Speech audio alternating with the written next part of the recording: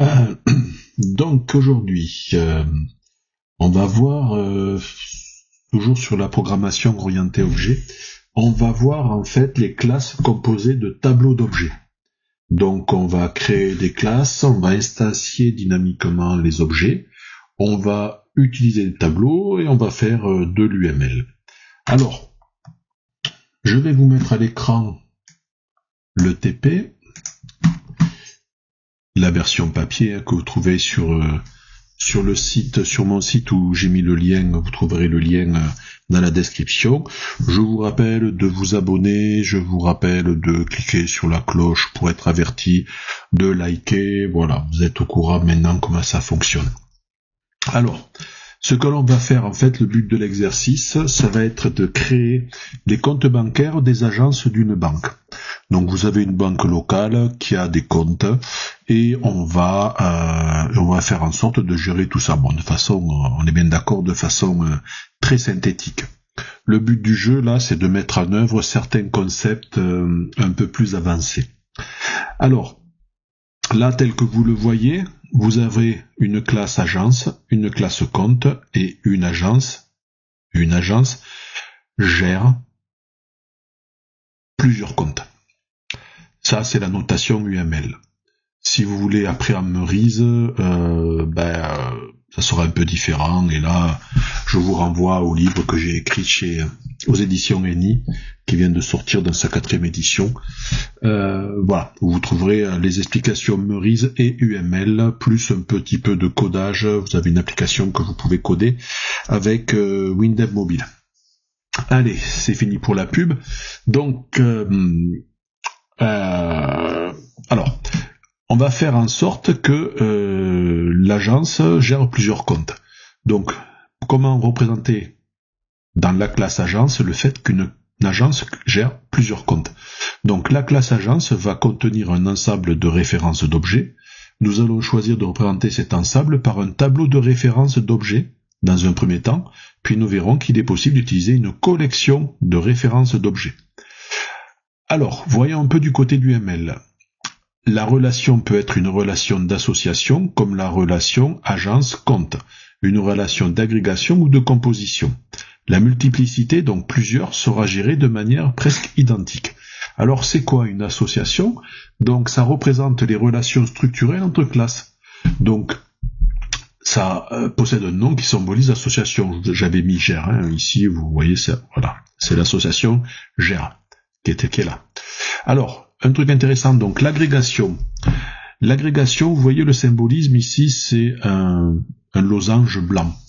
Donc, et vous avez l'agrégation et la composition. Vous allez voir que c'est différent au niveau intellectuel. C'est différent donc pour la conceptualisation. L'agrégation, c'est une relation donc particulière où une classe joue un rôle prépondérant. Elle traduit une relation d'appartenance. C'est-à-dire le fait qu'un objet de la classe est composé d'un ou plusieurs objets d'une autre classe. Par exemple, vous voyez que l'agrégation, un PC est composé de plusieurs disques durs, par exemple. La composition, elle, c'est une agrégation particulière. La vie du composant est liée à celle du composé. L'objet composant a la même durée de vie que le composé. Exemple de composition, un livre. Un livre est composé de plusieurs pages. On est d'accord? Vous supprimez le livre, vous supprimez les pages. Vous supprimez un PC, vous ne supprimez pas forcément ces disques si vous les enlevez. Vous voyez?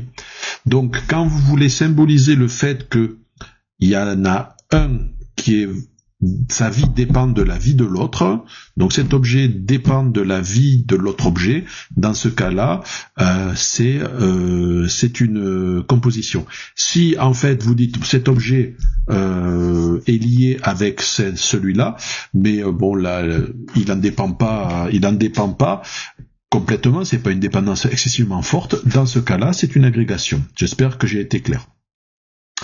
Ici, vous avez une relation de composition, donc un tableau d'objets, et les objets instances de pages. Donc les objets du tableau n'existent pas en dehors de l'objet livre 1.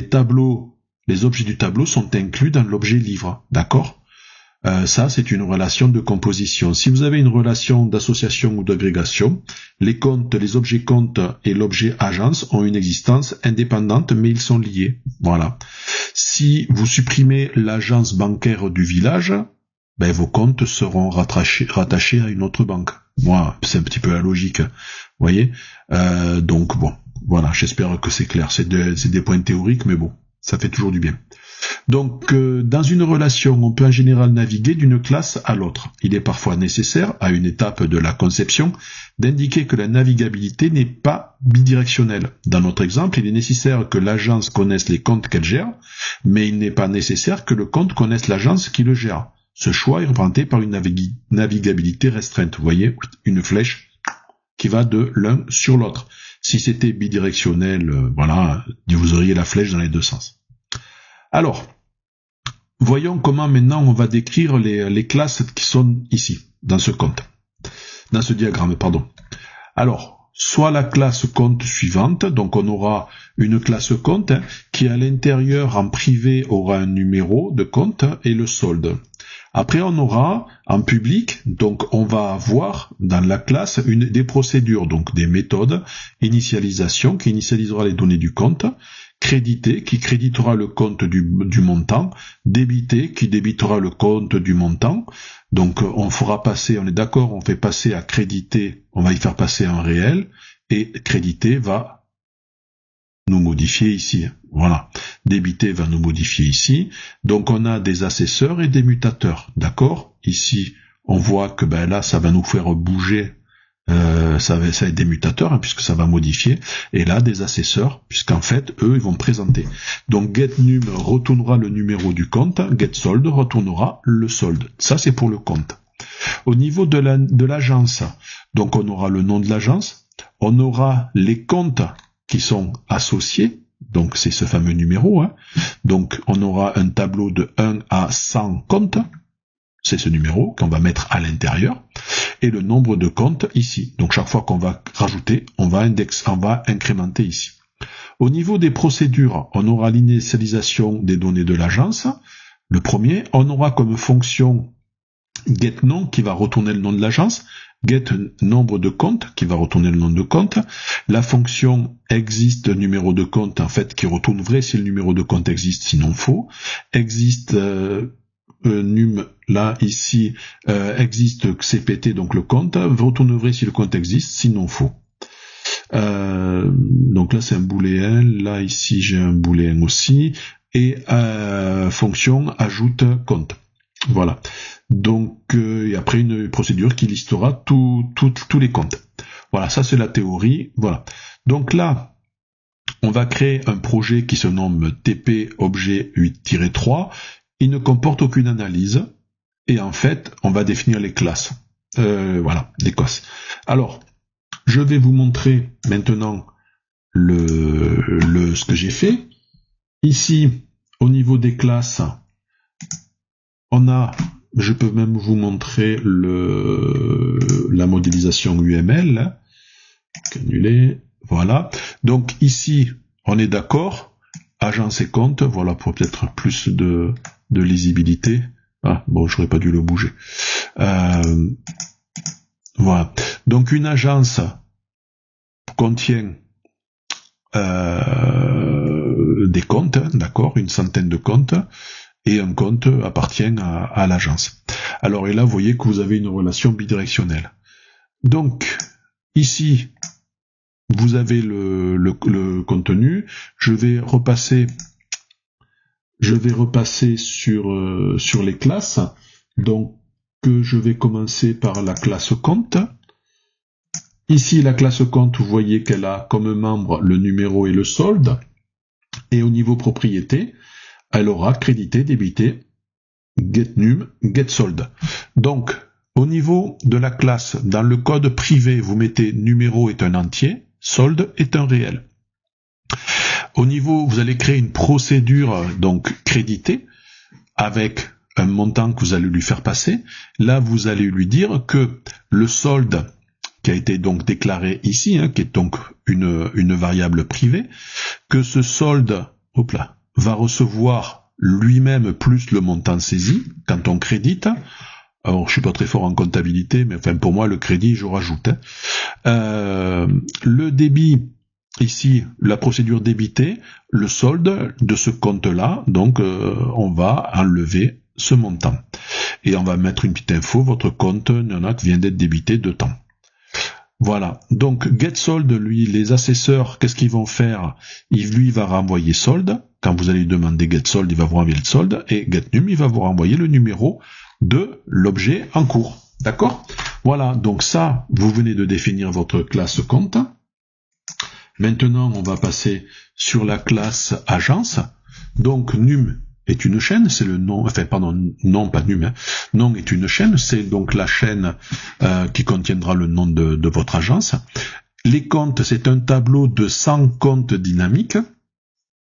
Et vous voyez qu'à l'intérieur des comptes, on va mettre à l'intérieur 100 objets comptes. Alors, donc ça, on va le faire au dynamique. Donc voilà, on va référencer par, ça là, voilà, ça va fonctionner par référence et pas par nom et non pas par valeur. Ici, c'est le nombre de comptes. Là, vous avez la procédure d'initialisation qui va prendre le nom qu'on va lui envoyer quand on va créer l'agence. Donc le nom va être le nom de l'agence va être égal à la variable qu'on va passer et le numéro de compte, il va être égal à 0. Donc ça, c'est quand on va créer l'agence, clac, on enclenche on appuiera sur le bouton d'initialisation et ça se fera tout seul. GetNom donc va nous retourner le nom. GetNombre de compte va nous renvoyer le nombre de comptes. On regarde ici si le numéro de compte existe. Donc index est un entier qui est égal à 1, trouver est un booléen qui est égal à faux. Tant que index, parce que là on va être obligé de parcourir le tableau. Donc tant que index est inférieur ou égal à le nombre de comptes qui va être renvoyé par cette méthode au-dessus, et trouver est égal à faux, alors tant que ça, en fait, on va tourner, on va avancer. On va tourner tant que ces deux conditions sont fausses. Enfin, tant que ces deux conditions, voilà, elles sont pas elles sont fausses en fait. Donc si les comptes à l'indice, donc là au début ça va être 1, 2.getNum est égal à numéro de compte, alors trouver est égal à vrai, et le compteur, l'indice, on va le faire passer plus plus. Alors là, je l'ai fait avec un tant que, on pourrait faire des boucles, voilà, là j'ai pas été très puriste dans le truc, c'est histoire que tout le monde tout le monde comprenne. Voilà, donc ok, et on renvoie trouver dans le cas, dans tous les cas, donc soit il sera égal à vrai, soit égal à faux. Pour savoir si un compte existe, pareil, on va reboucler sur les comptes. Donc là, vous avez compris. Pour ajouter un compte, on va faire en sorte de qu'on vérifie d'abord qu'il n'existe pas. Si existe compte ou est égal à 100. Ah oui, c'est-à-dire que s'il existe ou en fait le nombre de comptes est égal à 100, comme on a un tableau de 100, on va pas pouvoir en mettre un 101e. Dans cela, on renvoie faux. Sinon, le numéro de compte est égal au numéro de compte qui existait plus 1. Et les comptes, on va rajouter au numéro, par exemple, si on était au 88e compte, numéro de compte, à l'indice 89 du tableau, on va rajouter le compte. Voilà. Et donc, vous voyez que le compte est un objet compte. Donc, on va bien stocker un objet dans un tableau. Voilà. Et après, on va faire lister tous les comptes. Donc voilà, on liste le compte pour le compte, le solde des deux. Voilà, donc ça va nous donner des infos. Voilà, j'espère que j'ai été clair pour tout ça. Hop, on revient ici. Il y a au niveau du projet par lui-même, on va rajouter des... non, je me suis trompé, c'est sur la page. On va sur la page. Code de la page. Donc vous allez créer une page de départ qui va s'appeler départ. Vous allez créer ceci. vous allez juste mettre que, en fait, on va créer CPT1 et CPT2. Donc, objet de compte dynamique, l'agence est un objet agence. C'est-à-dire qu'on va en fait créer on va déjà créer on va instancier d'entrée de jeu. Alors, on va retourner sur ici. Donc voilà ce que j'ai fait moi au niveau de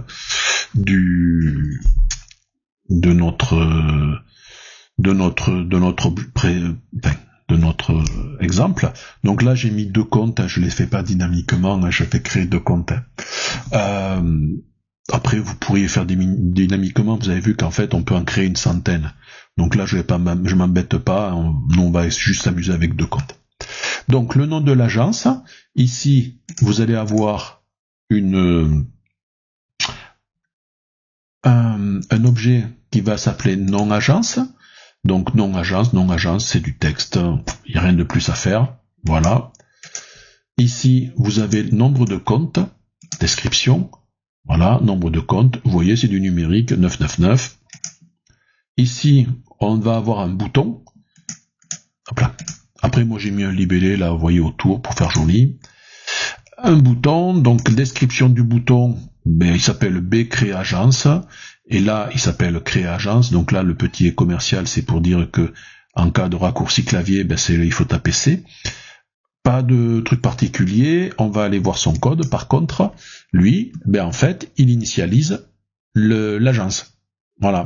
Donc, on va passer à l'agence, la méthode init qu'on a vue et le nom de l'agence. Donc là, maintenant, l'objet, lui, l'agence qu'on a créée, qu'on a lancée dès le début, donc au début du projet, je viens de vous le montrer, le nom va être renseigné. Alors, pour les comptes, numéro du premier compte, ici, vous avez un objet qui va s'appeler numCompte1.